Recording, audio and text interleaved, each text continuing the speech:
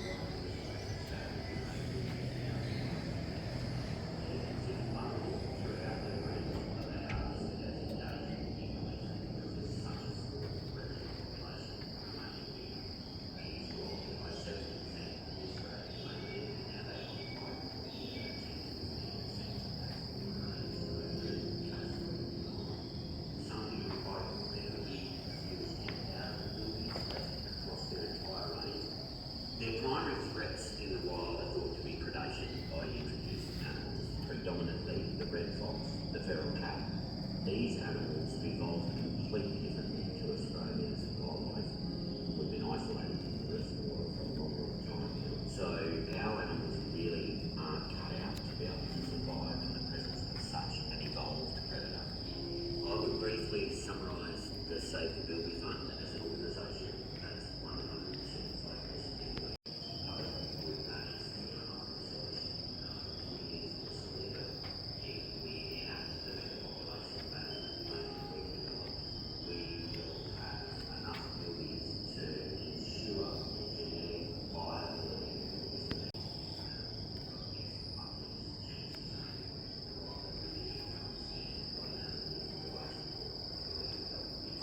This is a rough-scaled python. Let's see.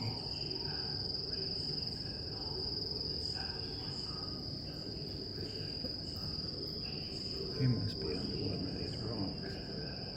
Oh no, he's over there in the corner. He's coiled up.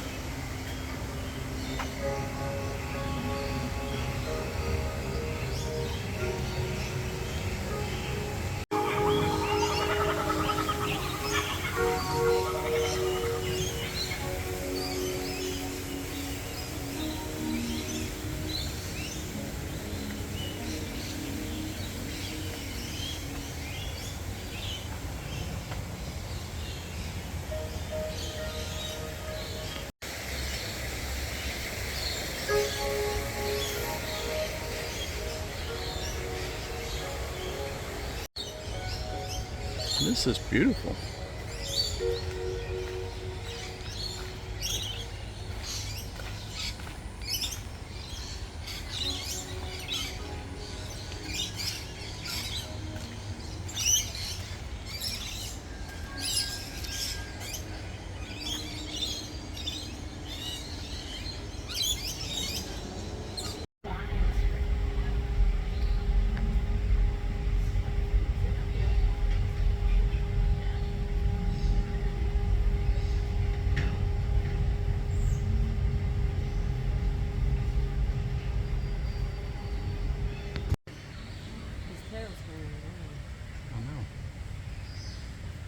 So we've got two girls, that's Hera there and Medusa.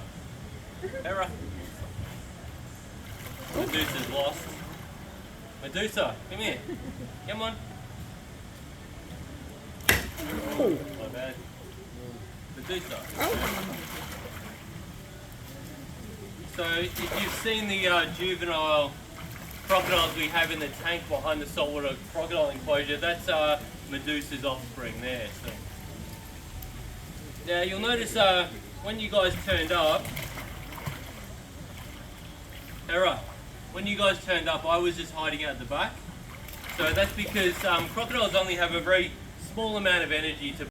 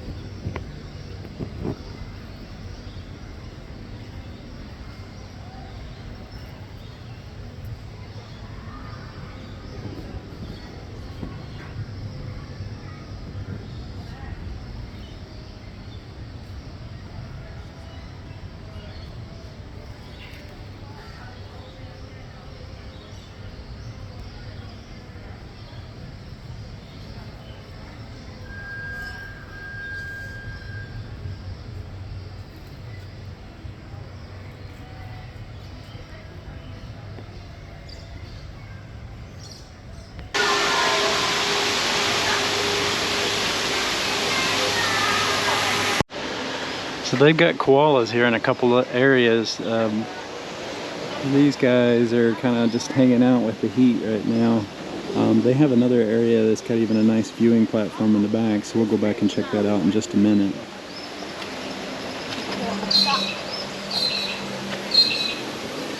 We want to go down through here because they actually have some dingoes that are here right at the end of this display.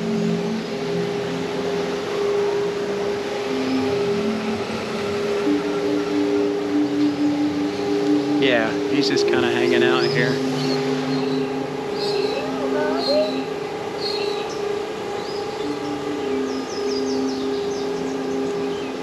He's just kind of checking us out right now, hanging out in the shade. I think there was another one in here, but I don't see anything at the moment. But they have a neat environment. They can actually come up and down these steps on the rock face and then going around these trees.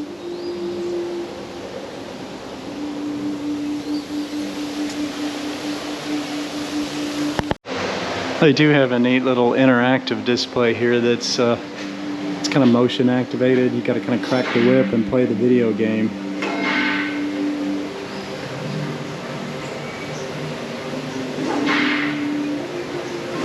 Whoa, you're doing pretty good. Almost got all three.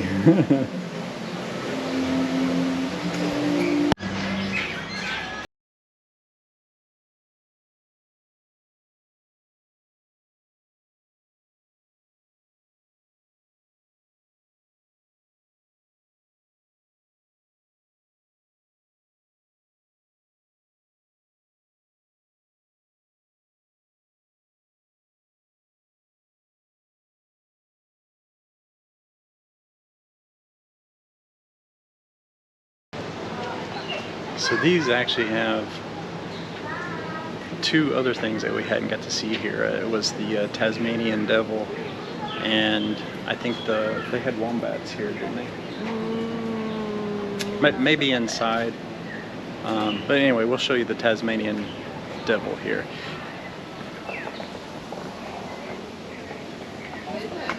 And these are interesting. You can look up a little history on these. It's something that kind of looks like a dog and a tiger all together, but It's not been seen for many, many years. It's considered to be extinct, so it's neat to even see a photo of them.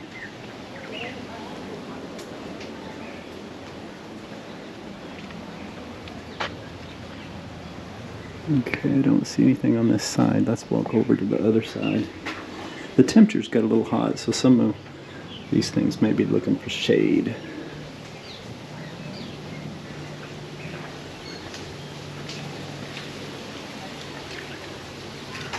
He's back there in that little house. Oh yeah, yeah, he's back in the back. I'll include a clip we got earlier to kind of show you, because this was just one of the things that we kind of wanted to checklist and we hadn't seen anywhere else in our travels so far. I would like to see some of this out in the wild, but not necessarily that I want to run into a cassowary or wombat or Tasmanian devil in the wild, but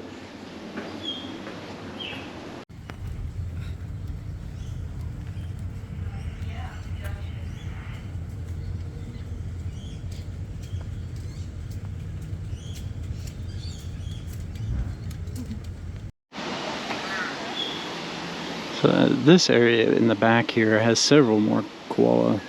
There's 2 or 3 here, 2 or 3 over here, same over here. And you have to kind of search for them, but they can just kind of go to sleep right in the middle of a branch.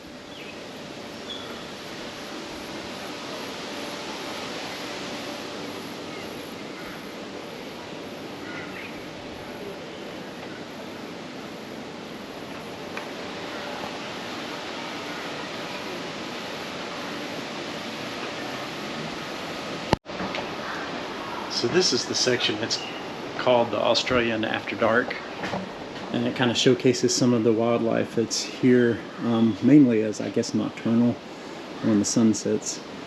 So we'll go in here and check this out.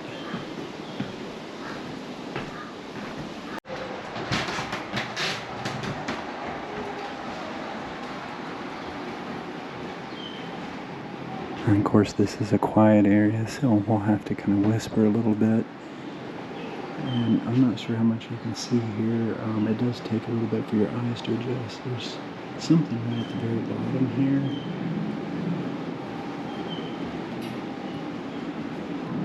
And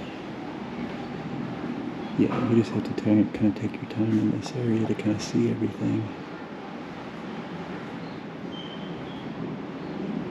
It's some owls. I think I can see it over on the back of the wall.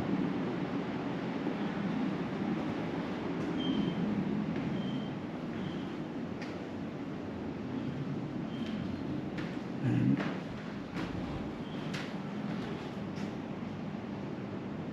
yeah, I'll at least show you what we're kind of looking at. So they have this squirrel glider. Yeah, it's a tawny frogmouth and a rufous beton.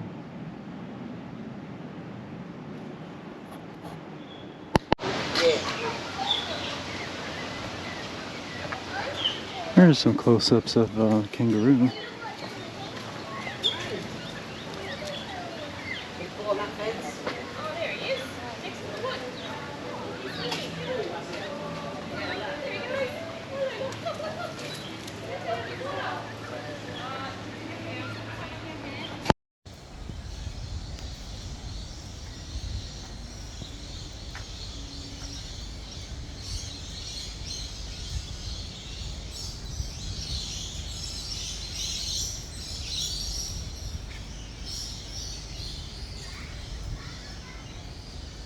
So we've got 2 girls, that's Hera there and Medusa. Hera. Medusa's lost. Medusa, come here. Come on. My bad. Medusa. So if you've seen the juvenile crocodiles we have in the tank behind the saltwater crocodile enclosure, that's Medusa's offspring there. So. Now you'll notice when you guys turned up, Hera, when you guys turned up I was just hiding out the back. So that's because crocodiles only have a very small amount of energy to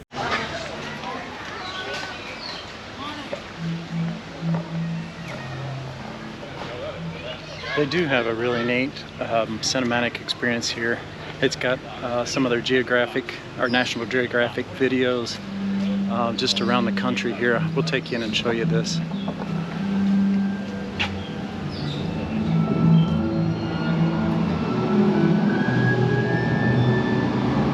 It's just different climatic scenes throughout the country. It's almost like a 360 display, but you got these two large on either side, and then of course the one really large screen. You do have a couple benches that you can come in and just sit and enjoy it. At least it's cool, particularly on a hot day, if you just want to come in and check out this footage, because it is absolutely amazing.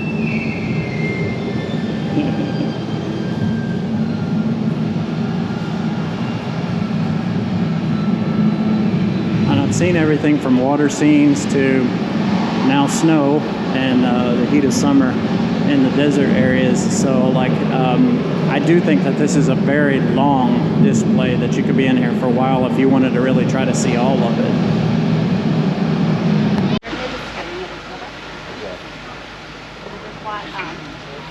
Here is the cassowaries.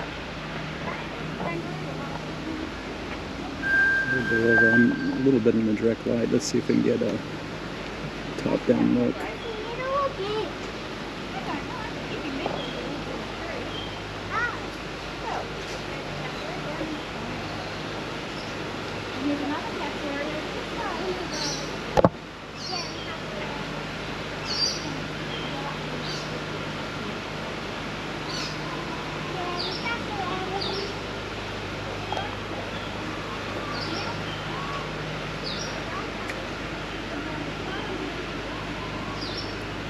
It's a pretty nice close look view.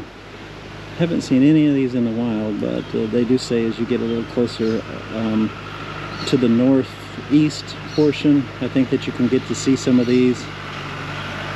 Of course, you get a little noise here. Here comes the train. And I think they have a second one on the other side here. Yeah.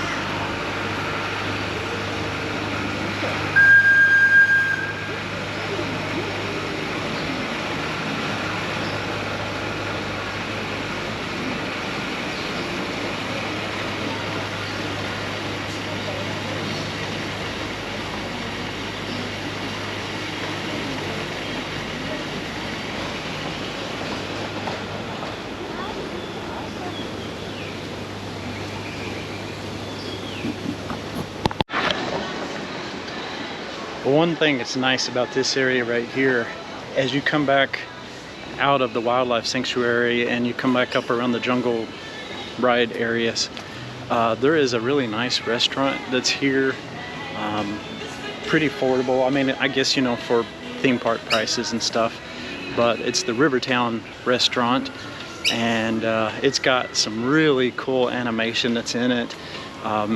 If you stop to take a look, almost all the animals inside they're motion activated.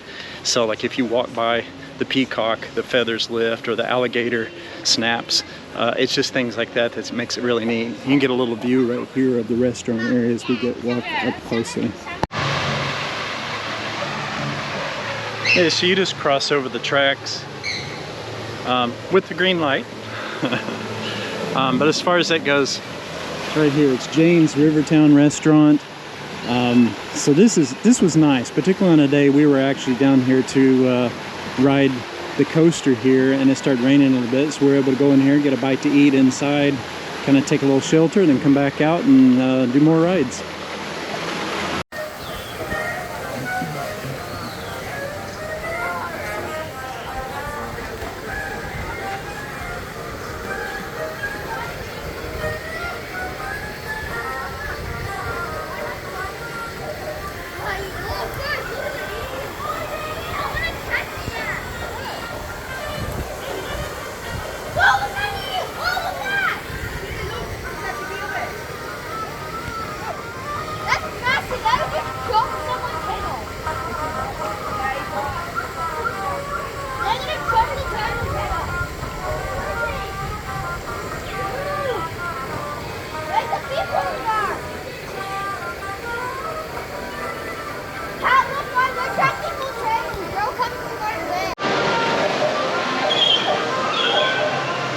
Let me show you the menu here.